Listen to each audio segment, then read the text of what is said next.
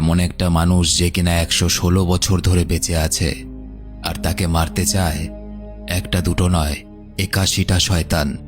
ওদিকে গ্রামের মধ্যে শুধুমাত্র পিরিয়ড হওয়া মেয়েদেরকে কেউ বা কারা যেন ধর্মের নামে খুন করে বেড়াচ্ছে। Hello and welcome to SD story. এমন একটা মেয়ে জন্ম নিল যার হাতে 12টা আঙুল আছে। এই মেয়েটাকে বহু বছর ধরে একটা রুমের মধ্যে বন্দি করে রাখা হয়েছে, এবং অবাক ব্যাপার, মেয়েটা নিজেও এই রুমটা থেকে বের হতে চায় না। কেন? ধর্মের নামে মানুষ মারা কি সত্যি ভালো কাজ? আর এই 81 জন শয়তানের আসল রহস্য মাথায় ঘুরিয়ে দেবে একটা আলাদাই লেভেলের সেরা Korean masterpiece. SD story presents Svaha the sixth finger. 1999 সাল, কোরিয়ার একটা ছোট গ্রাম যার নাম ইয়ংউল। এখানে দেখা যায় এক মহিলার গর্ভে যমজ 2 সন্তান ছিল। কিন্তু অদ্ভুত ব্যাপার, গর্ভে থাকা অবস্থায় একটা বাচ্চা আরেকটা বাচ্চার পায়ের মাংস খেয়ে পেট ভরাতো, এবং এই জন্য জন্মের সময় ওই দুটো সন্তানের মধ্যে একটা সন্তান বিকৃত পা নিয়ে জন্মায়। কিন্তু যেই সন্তানটা গর্ভে থাকা অবস্থায় আরেকটা বাচ্চার মাংস খেত, তাকে দেখে পুরো গ্রাম আতঙ্কে কেঁপে ওঠে, কারণ তার পুরো শরীর রক্তে ভেজা, আর চেহারাটা এতটাই ভয়ানক মনে হচ্ছিল, দেখে মনে হচ্ছিল কোনো বাচ্চা নয়, এক অশুভ শয়তান জন্ম নিয়েছে। গ্রামবাসীরা চেয়েছিল এই ভয়ঙ্কর বাচ্চাটাকে মেরে ফেলতে, কিন্তু যিনি বাচ্চাটা ডেলিভারির দায়িত্বে ছিলেন সেই ডাক্তার বলেন এই বাচ্চাটা এমনিতেই বাঁচবে না, কিছু সময় পর এই বাচ্চাটা নিজে থেকেই মারা যাবে। কিছুদিন পরেই বাচ্চা দুটোর মা মারা যায়, আর তার কিছু পরে তাদের বাবা এক অদ্ভুত হাসি নিয়ে গলায় দড়ি দিয়ে আত্মহত্যা করে। একটা মানুষ হাসতে হাসতে আত্মহত্যা করল। এদিকে যাকে সবাই অশুভ ভেবেছিল সেই বাচ্চাটা কোনোভাবে বেঁচে যায়। সে দেখতে যেমন ভয়ঙ্কর তেমন অস্বাভাবিক ছিল। এমনকি নতুন একটা বাচ্চা জন্ম নিলে যে সেই বাচ্চাটা রেজিস্টার করাতে হয় সরকারি দপ্তরে, সেটাও করানো হয়নি। আর এই কারণে কেউ জানতও না যে এর অর্থাৎ গিয়াম হুয়াকের একটা বোনও আছে। এমনকি বাড়ির সদস্যরাও তাকে এটা ওটা বলে ডাকত। আর এই যমজ বাচ্চাটা জন্মের পর যে বাচ্চাটা স্বাভাবিক ছিল তার নাম হলো লি গিয়াম হুয়া। কালের নিয়মে সময় পেরিয়ে যায় 2014 সাল। দেখা যায় এই যমজ 2 বোনকে নিয়ে তাদের দাদু দিদা দূরের একটা পাহাড়ি গ্রামে বসবাস করতে শুরু করেছে। তারা অনেকগুলো কুকুর পুষে রেখেছে যাতে বাইরের কেউ সহজে তাদের কাছে আসতে না পারে। দাদু দিদা কিন্তু কমাস পরপরই গ্রাম পাল্টাতেন যাতে কেউ কখনো সেই ভয়ঙ্কর বাচ্চাটার অস্তিত্বের কথা জানতে না পারে। গিয়াম হুয়া স্বাভাবিকভাবে বড় হচ্ছিল, কিন্তু তার যমজ বোনটাকে সবার চোখের আড়ালে বাড়ির বাইরে একটা ছোট্ট অন্ধকার ঘরে বন্দি করে রাখা হতো। অদ্ভুত ব্যাপার হলো, তারা এই নতুন গ্রামটাতে আসার পর থেকে আশেপাশের পশু পাখিরা অস্বাভাবিক আচরণ করতে শুরু করে, এবং ধীরে ধীরে অনেকেই মারা যায়। গ্রামের মানুষেরা ভয় পেয়ে যায়।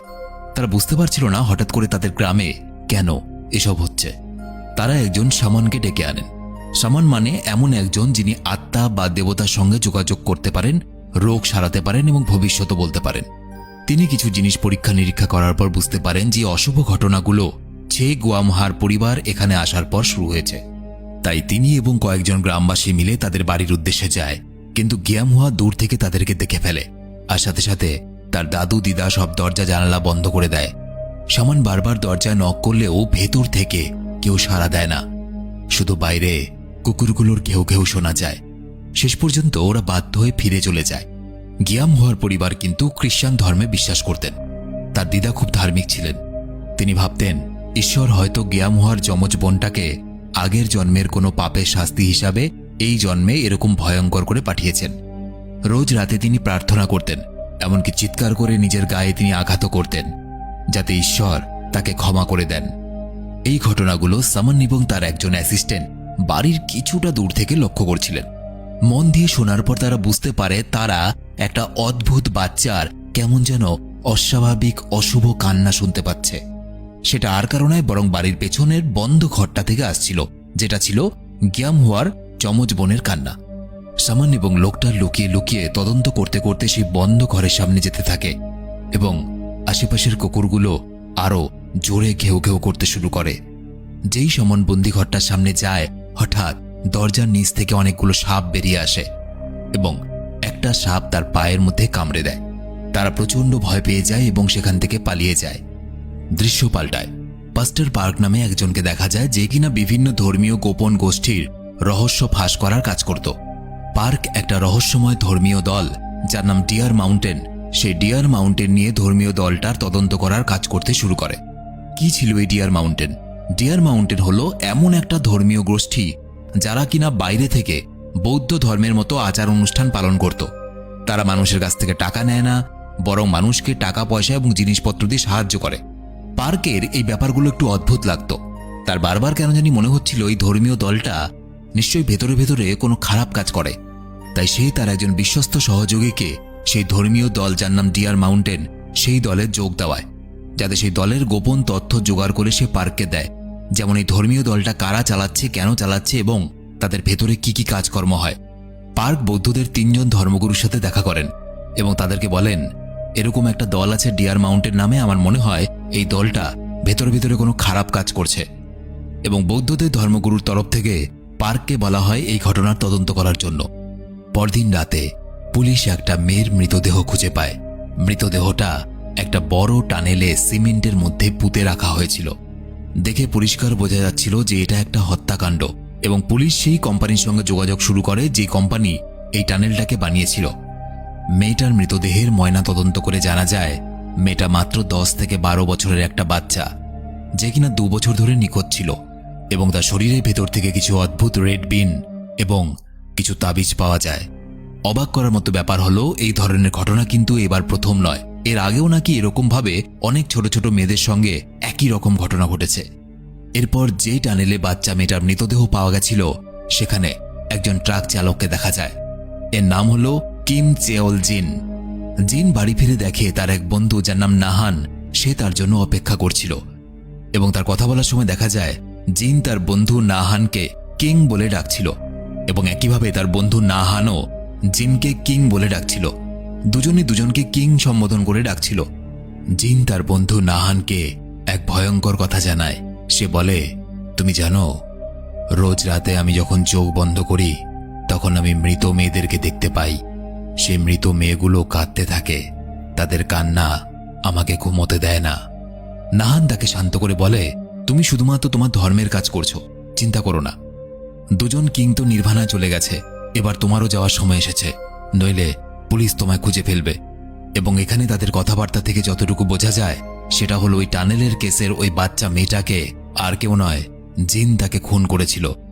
আর নির্বাণা কথাটা এসেছে বৌদ্ধ ধর্মের নির্বাণ থেকে, যার অর্থ চিরশান্তি বা মুক্তি লাভ করা। এবং এখানে নাহান জিনকে যে কথাটা বলেছিল যে তোমারও যাওয়ার সময় হয়ে এসেছে, এই কথাটার মানে হলো পুলিশ ধরার আগেই জিনকে সে আত্মহত্যা করতে বলছে, যাতে সে চিরতরে মুক্তি লাভ করতে পারে। এবং তাদের কথাবার্তা থেকে এটাও বোঝা যায় যে তারা ধর্মের নামে শুধুমাত্র মেয়েটাকে হত্যা করেছে। এবং এখানে লক্ষ্য করলে আরেকটা জিনিস বোঝা যাবে, সে যে বলেছে যে তোমার আগে 2 জন কিং নির্বাণায় চলে গেছে, কিং অর্থাৎ যারা ধর্মের নামে সেই মেয়েগুলোকে হত্যা করছিল তাদেরকেই কিং নামে ডাকা হচ্ছিল। এবং জিনের আগেও 2 জন এরকম মানুষ ছিল যারা বাচ্চা মেয়েদের হত্যা করছিল, এবং তারাও একইভাবে পুলিশ ধরার আগে হয়তো আত্মহত্যা করে নিয়েছে। এখন জিনের পালা। দৃশ্য পাল্টায়। দেখা যায় পার্ককে, যে কিনা তদন্ত করছিল ডিয়ার মাউন্টেন নামে ওই ধর্মীয় দলটার। পার্ক যাকে ডিয়ার মাউন্টেনে পাঠিয়েছিল সবকিছু জানার জন্য, সে তার ফোনের কলটা চালিয়ে রাখে, এবং এইভাবে দূর থেকে বসে পার্ক জানতে পারে যে ডিয়ার মাউন্টেন দলের একটা ধর্মগ্রন্থ আছে, যে ধর্মগ্রন্থের মাত্র 4টা কপি আছে। অর্থাৎ ওই ধর্মগ্রন্থ অর্থাৎ ওই বইটার মাত্র 4টা বই আছে, তার বেশি ছাপানো হয়নি। এবং এই ধর্মগ্রন্থের শেষ অংশে কিছু রহস্যময় ভবিষ্যৎবাণী লেখা আছে, যেখানে বলা হয়েছে যে ভবিষ্যতে 81 জন শয়তান এই পৃথিবীতে জন্মাবে, আর তাদের মধ্যে একজন সাপ হিসেবে বসবাস করবে, যার উদ্দেশ্য হবে পৃথিবীর মধ্য থেকে আলো ধ্বংস করা। আর এখানে আলো বলতে আমরা যে আলো বুঝি সেই আলোর কথা বলা হয়নি। আলো বলতে ডিয়ার মাউন্টেন গোষ্ঠীর ধর্মগুরুকে বোঝানো হয়েছে। দেখা যায় ডিয়ার মাউন্টেন গোষ্ঠীর যখন বক্তৃতা চলছিল তখন সেখানে পুলিশ এসে পৌঁছায়, কারণ তাদের সন্দেহ ছিল যে জিন, যাকে একটু আগে দেখানো হলো, সে ওই বাচ্চা মেয়েটাকে টানেলের মধ্যে হত্যা করেছে।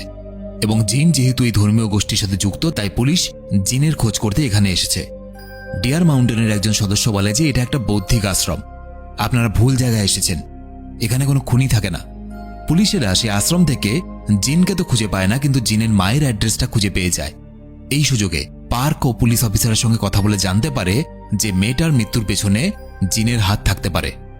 পার্ক তদন্ত করে জানতে পারে যে ডিয়ার মাউন্টেন নামে দলটার আরও 4খানা শাখা আছে কোরিয়ার 4টা শহরে। পার্ক 2টো শাখা খুঁজে বের করে ফেলেছিল এবং পার্ক লক্ষ্য করে যে 4টা শাখাতেই একই রকম হরিণের লোগো আঁকা আছে। পার্ককে তদন্তে সাহায্য করছিল হাইয়েন নামের এই বৌদ্ধ ধর্মগুরু। সে একটা ছবির মধ্যে কিছু দেবতাদের দেখিয়ে বলে এদেরকে বলা হয় 4 হেভেন্সলি কিং, অর্থাৎ গৌতম বুদ্ধের 4জন রক্ষক। হাইয়েন কোরিয়ার ম্যাপ দেখিয়ে বলে উত্তরে জাংসুন নামে যে এলাকা আছে সেই এলাকাকে রক্ষা করে কিং ডামুন। কিং ডামুনের 2জন অনুগামী হল ইয়াকশা এবং রাক্ষসা। তেমনি দক্ষিণে একটা এলাকা আছে যার নাম ড্যাংয়াং।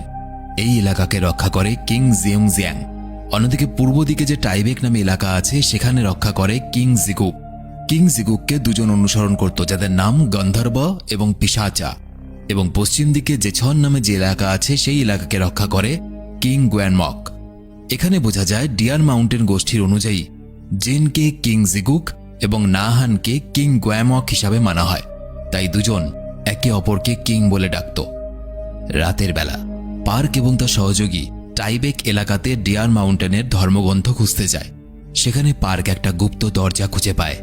ভেতরে গিয়ে দেখে দেওয়ালে গৌতম বুদ্ধের চিত্র এবং চারদিকে 4জন হেভেনলি কিং এর ছবি আঁকা আছে এবং সেখানেই তারা দেখে জিনের কিছু জিনিসপত্র এবং ডিয়ার মাউন্টেন গোষ্ঠীর ধর্মগ্রন্থ। অন্যদিকে জিনকে দেখা যায় সে নিজের ট্রাকের মধ্যে বসে দেখে হঠাৎ তার জানালায় অনেকগুলো ছোট ছোট হাতের ছায়া। ঠিক তখনই সে দেখে হঠাৎ তার সামনে একটা মৃত বাচ্চা মেয়ের আত্মা তার দিকে প্রচণ্ড রেগে চেয়ে আছে। সে প্রচণ্ড ভয় পেয়ে যায় এবং নিজের কাজ থেকে বাড়িতে ফিরে আসে। এদিকে পুলিশ জিনকে খুঁজতে খুঁজতে তার বাড়িতে পৌঁছে যায়। কিছুক্ষণের মধ্যেই জিনের ফোন আসে তার মায়ের কাছে। পুলিশেরা তার কথা শুনতে থাকে। জিন কেমন একটা ঠান্ডা গলায় তার মাকে ফোনের মধ্যে বলে, মা চিন্তা করো না, আমি সত্যের পথে কাজ করছি, আমার এই কাজ আমাকে স্বর্গে নিয়ে যাবে। এই বলে জিন বাড়ির ছাদ থেকে পুলিশ ধরার আগে আত্মহত্যা করে মারা যায় এবং এই পুরো দৃশ্যটা নাহান দূর থেকে দেখতে থাকে। পরদিন পার্ক জিনের মৃত্যু খবর পাওয়ার পর নিজের বোনের কাছে সাহায্য চায়, কারণ তার বোন ক্রিমিনাল ডিপার্টমেন্টে কাজ করত। পার্কের বোন পার্ককে জিনের পার্সোনাল একটা ফাইল দেয় এবং সেখান থেকে জানা যায় জিন নাকি ছোটবেলায় তার বাবাকে হত্যা করেছিল এবং এই জন্য তাকে একটা ডিটেনশন ক্যাম্পে রাখা হয়েছিল। একই সময় ডিয়ার মাউন্টেন আশ্রমে যে বক্তৃতা দিচ্ছিল সে নাহানকে গিয়মহার একটা রেকর্ড ফাইল দিয়ে চলে যায়। নাহান রেকর্ড ফাইলটা দেখে এবং কোনো একটা উদ্দেশ্য নিয়ে গিয়মহার পিছু করতে থাকে এবং সে তার বাড়িও খুঁজে পায়। সেদিন রাত্রে নাহান যখন ঘুমোচ্ছিল সে অনুভব করে তার ছাদের উপর থেকে অনেকগুলো বাচ্চা মেয়ের আত্মা ধীরে ধীরে তার কাছে আসছে। নাহান ভয়েতে সেখান থেকে এক ফোঁটাও নড়ে না।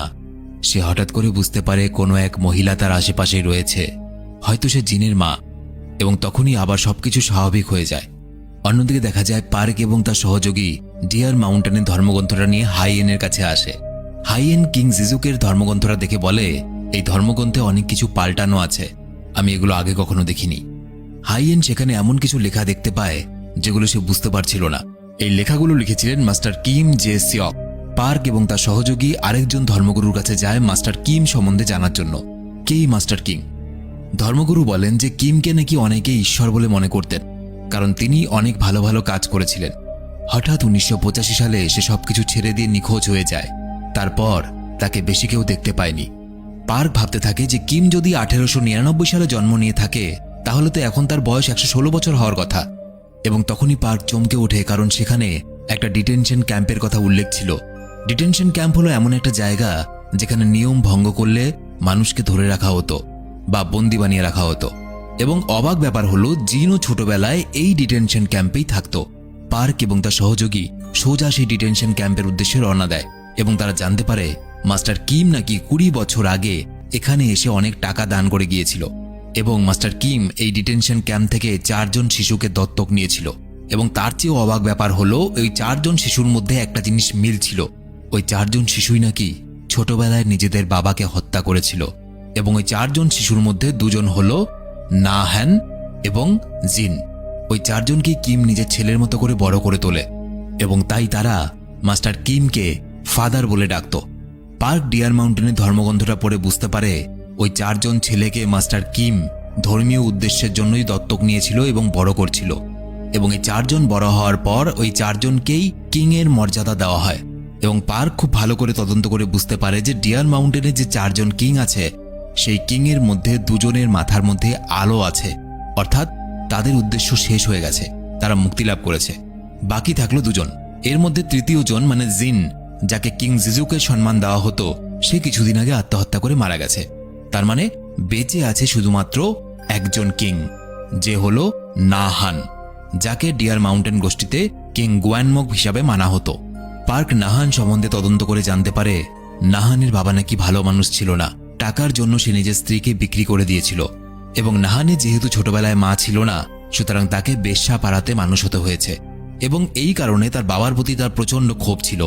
নাহান ছোটবেলাতেই তার বাবাকে হত্যা করে। এদিকে দেখা যায় নাহান কিছু রেড বিনস এবং কাপড়ের মন্ত্র নিয়ে গোয়ামহার বাড়িতে কোনোভাবে ঢুকে পড়ে, যাতে তাকে সে শ্বাসরোধ করে খুন করতে পারে। সেই ধীরে ধীরে গোয়ামহাকে খোঁজে, কিন্তু হঠাৎ অদ্ভুতভাবে কতগুলো পাখি উঠতে শুরু করে এবং জানালা দিয়ে ঢুকে পড়ে। আসলে গোয়ামহার বোনের কাছে অলৌকিক শক্তি ছিল, তাই সে গোয়ামহাকে বাঁচানোর চেষ্টা করছিল। এই পাখিদের আক্রমণে নাহান অবাক হয়ে যায় এবং ভয় পেয়ে বাড়ির পেছনে গোয়ামহার বোনের বন্ধ ঘরের সামনে এসে পৌঁছায়। নাহান যখন ধীরে ধীরে সেই দরজার ফাঁক দিয়ে ভেতরে তাকানোর চেষ্টা করে, হঠাৎ গোয়ামহার বোন নিজের ভয়ঙ্কর হাত দিয়ে নাহানকে ধরে ফেলে। নাহান চমকে যায়, সে ভয়ে কোনোভাবে হাতটা ছাড়িয়ে সেখান থেকে সোজা পালিয়ে যায়। সেই রাতে নাহান আবার ঘুমানোর সময় মৃত বাচ্চাদেরকে অনুভব করে, যেন সবাই তার ওপর ঝুলে আছে। এভাবেই কিছুক্ষণ কেটে যায়। নাহান হঠাৎ করে নিজের মায়ের গলায় গান শুনতে পায়, তার মা যেন তাকে হাত বুলিয়ে শান্ত করছিল। নাহান ঘুম থেকে ওঠে এবং তার ফাদার মানে মাস্টার কিমের সঙ্গে দেখা করতে গাড়ি নিয়ে বেরিয়ে পড়ে, এবং পার্কও নাহানের পিছু করতে শুরু করে। নাহাম ডিয়ার মাউন্টেনের আসল শাখায় এসে পৌঁছায়। এখানে প্রথমবার মাস্টার কিমকে দেখা যায়। সে এখন অসুস্থ হয়ে পড়েছে। তার একজন সেবক তার চিকিৎসা এবং দেখাশোনা করে, যার নাম ডংসো। নাহাম ডংসোকে জানায় যে গিওমহোকে মারতে গিয়ে তার সাথে কিরকম অদ্ভুত এবং ভয়ঙ্কর ঘটনা ঘটেছে। আগেই বলেছি, ডিয়ার মাউন্টেন গোষ্ঠীর মধ্যে আলো কথার অর্থ হলো ভালো কিছু, আর সাপ কথার অর্থ হলো খারাপ কিছু। তো মাস্টার কিমকে যেহেতু আলো হিসাবে মানা হয়, সুতরাং সাপটা তাহলে কে? ডংসু নাহানকে বলে, আমার মনে হয় গিওমহোই হচ্ছে সাপ, তাই যত তাড়াতাড়ি সম্ভব গিওমহোকে খুন করে ফেলতে হবে, নয়তো সে আমাদের আলোকে ধ্বংস করে দেবে, অর্থাৎ মাস্টার কিমকে মেরে ফেলবে। পার্ক লুকিয়ে লুকিয়ে নাহানের গাড়ি থেকে গিওমহোর ব্যক্তিগত তথ্যগুলো চুরি করে নেয়, এবং এরপর সে তদন্ত করতে করতে ডিয়ার মাউন্টেন এলাকার আশেপাশে ঘুরে বেড়ায় এবং এক জায়গায় একটা বড় হাতি রাখা দেখতে পায়। এটা দেখে পার্ক অবাক হয়ে যায়, কারণ কোনো হাতিকে পোষ মানানো খুব একটা স্বাভাবিক ব্যাপার নয়। তখনই হঠাৎ সেখানে ডংসু চলে আসে এবং পার্ককে দেখে ফেলে। সে পার্ককে তাড়াতাড়ি সেই জায়গাটা ছেড়ে চলে যেতে বলে। নাহান যখন তার শহরে ফিরছিল, সে দেখতে পায় পার্ক তার পিছু নিচ্ছে। নাহান হঠাৎ করে নিজের গাড়ি পিছিয়ে ইচ্ছাকৃতভাবে পার্কের গাড়িতে ধাক্কা মারে, এবং এই সুযোগে নাহান পার্কের গাড়ি থেকে গিওমহোর রেকর্ডটা নিয়ে পালিয়ে যায়। পার্ককে দেখা যায় সে সোজা পুলিশ অফিসারের কাছে সাহায্য চাইতে যায়। পার্ক অফিসারকে অনেক বোঝানোর চেষ্টা করে যে জিন একা ছিল না, যে কিনা মানুষ মারত, তার মতো আরো অনেক আছে, কিন্তু পুলিশ অফিসার তার কথার কোনো গুরুত্ব দেয় না। পার্কও হাল ছাড়ে না। সে এবং তার সহযোগী নিজেরাই ওই ধর্মগ্রন্থটাকে পড়ে বোঝার চেষ্টা করে। দেখা যায় ডিয়ার মাউন্টেনের ওই ধর্মগ্রন্থে 81টা শয়তানের উল্লেখ করা ছিল, যাদেরকে সাপ বলা হয়, এবং ওই ধর্মগ্রন্থে আরও লেখা আছে যে ওই 81টা শয়তানের হাত থেকে একমাত্র বাঁচাতে পারে ওই 4 জন কিং। শুধু তাই নয়, যে পাতায় এই তথ্যটা লেখা আছে সেই পাতায় 81টা অক্ষর আছে, এবং প্রত্যেকটা অক্ষরের নিচে 10 নম্বর করে দেওয়া আছে। পার্ক কিন্তু এসবের কিছুই বুঝতে পারে না। 81টা শয়তান মানে কি, আর 81টা অক্ষরেই কেন লেখা আছে? পার্ক তাড়াতাড়ি হাইয়েনকে ফোন করে এবং জিজ্ঞেস করে 81টা শয়তানের মানে কি। হাইয়েন বলে যে আমাদের ধর্মে অর্থাৎ বৌদ্ধ ধর্মে শয়তান বা অশুভ বলে কিছুই নেই, এগুলো শুধুমাত্র মানুষের মোহ আর লালসাকে বোঝানো হয়েছে। এবং কথা বলার সময় পার্ক জানতে পারে যে হেইয়ান ক্রিসমাসের জন্য ব্যস্ত আছে, কারণ আজকে তাদের আশ্রমে টেম্বা বলে একজন আসবেন। এই কথাটা শুনে পার্কের মনে পড়ে যায় যখন সে মাস্টার কিমের ব্যাপারে তথ্য জোগাড় করছিল, তখন সে দেখেছিল মাস্টার কিম সবকিছু ছেড়ে যাওয়ার আগে টেনপা নামে কারোর সাথে দেখা করেছিল, এবং তারপর থেকেই মাস্টার কিম ধর্মগ্রন্থ লিখতে শুরু করেছিল। পার্ক সময় নষ্ট না করে টেম্পার সঙ্গে দেখা করে এবং মাস্টার কিমের ব্যাপারে কিছু তথ্য জানতে চায়। টেম্পা একটু ভেবে তাকে গম্ভীর গলায় বলে, পৃথিবীতে যখন পাপ বেড়ে যাবে তখন গৌতম বুদ্ধের আরেকটা অবতার, যার নাম মৈত্রেয়া, সে পৃথিবীতে জন্ম নেবে এবং তার শরীরের আসল বৈশিষ্ট্য হবে তার হাতে 12টা আঙুল থাকবে। আমি যখন 1985 সালে মাস্টার কিমের হাতে সেই 12টা আঙুল দেখেছিলাম, আমি অবাক হয়ে যাই এবং আমি দেখে বুঝে যাই মাস্টার কিমই হল গৌতম বুদ্ধের অবতার, যার নাম মৈত্রেয়া। কিন্তু সংসার অনুযায়ী পৃথিবীতে সবার একদিন না একদিন মৃত্যু আসবেই। মাস্টার কিম কিন্তু এখনও জীবিত আছে, যদিও তিনি 1899 সালে জন্মগ্রহণ করেছিলেন। 100 বছরের উপরে বয়স তার। এমনকি গৌতম বুদ্ধও কিন্তু নিজে একসময় দেহ ত্যাগ করেছিলেন, অর্থাৎ ভগবানের অবতার পর্যন্ত মৃত্যুবরণ করে। তাহলে মাস্টার কিম এখনও কি করে জীবিত? পার্ক এসব কথা শুনে অবাক হয়ে যায়। সেই গ্রন্থে লেখা সাপেদের ব্যাপারে জিজ্ঞেস করে পার্ক। কিম যখন আমার সাথে দেখা করতে এসেছিল, আমি তখন তার মৃত্যুর ভবিষ্যৎবাণী করেছিলাম। আমি বলেছিলাম, মাস্টার কিম যে গ্রামে জন্মগ্রহণ করেছেন সেই গ্রামে ঠিক 100 বছর পর এমন একজন জন্ম নেবে যে কিনা মাস্টার কিমের মৃত্যুর কারণ হবে, এবং 100 বছর পরে জন্ম নেওয়া সেই মানুষটাই হবে সাপ বা শয়তান। সেই মানুষটার শরীর থেকে রক্ত বেরোবে, শরীরের সব চুল ঝরে পড়ে যাবে এবং সেই আলোকে ধ্বংস করবে, অর্থাৎ মাস্টার কিমকে মেরে ফেলবে। এসব কিছু শোনার পর পার্ক এবং তার সহযোগীর সামনে ডিয়ার মাউন্টেনের আসল পর্দা ফাঁস হতে শুরু করে। মাস্টার কিম আসলে 1899 সালে ইয়ঙ্গুল শহরে জন্মগ্রহণ করেছিলেন, যে শহরে মেয়েগুলোকে এতদিন ধরে হত্যা করা হচ্ছিল।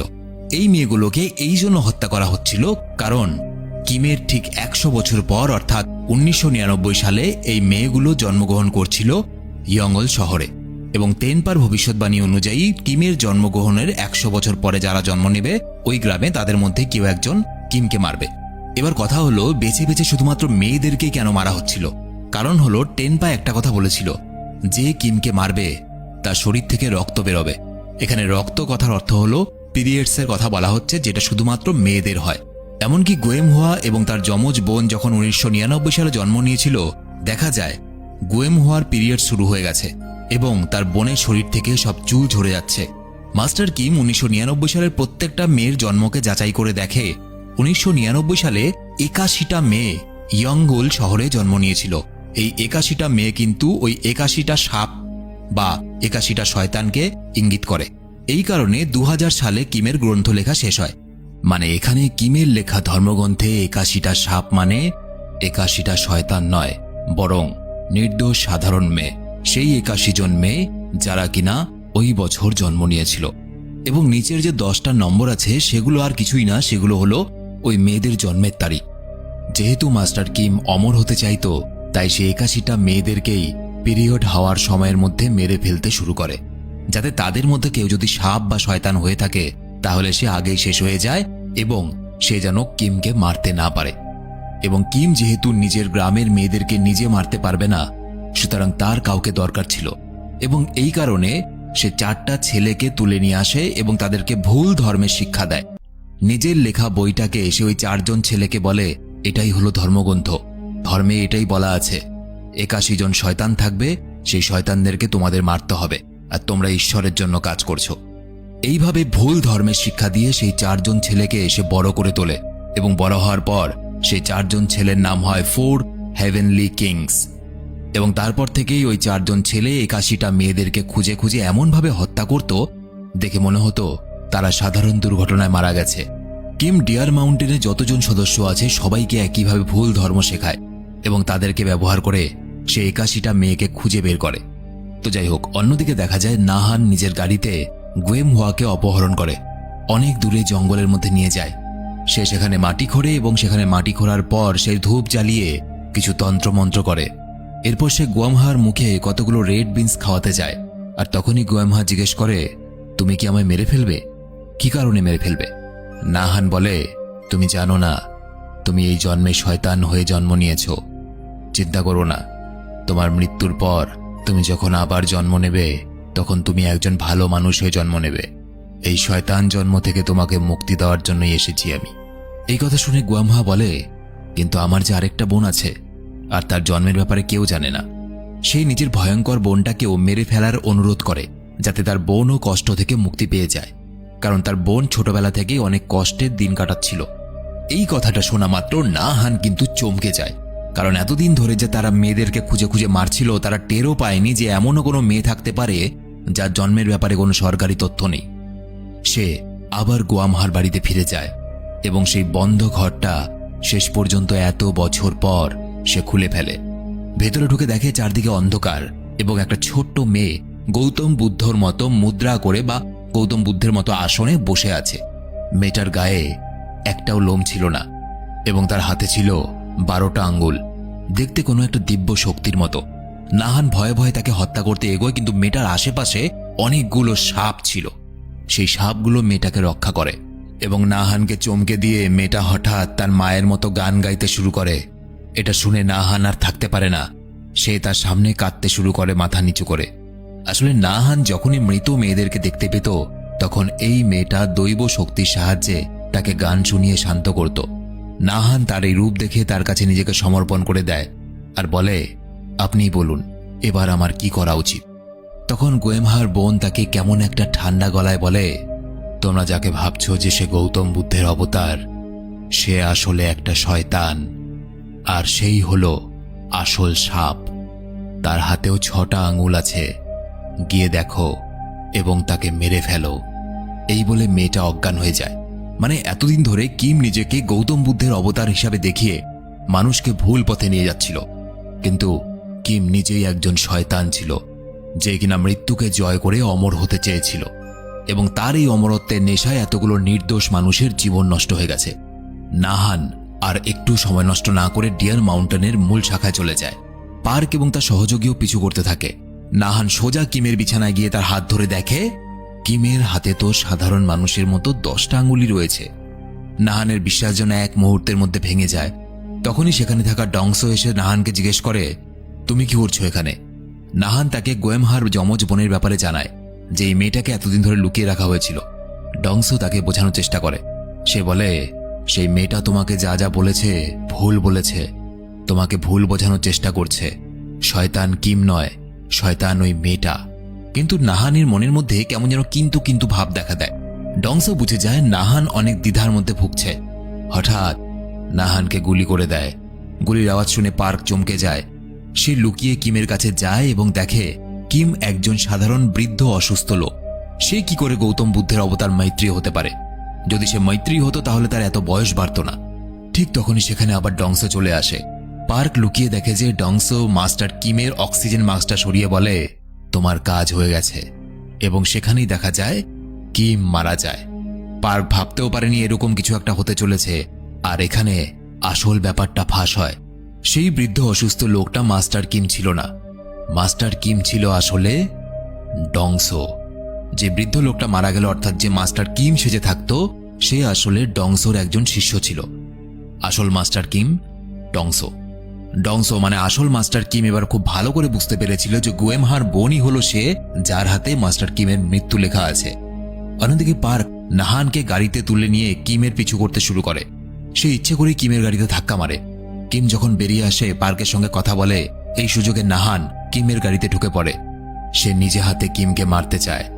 পার্ক ডংসো মানে আসল মাস্টার কিমকে কোনোভাবে আটকায় না, কিন্তু তাকে কথায় কথায় বুঝিয়ে দেয়, তোমার পরিচয় আর গোপন নেই, সবকিছু ফাঁস হয়ে গেছে।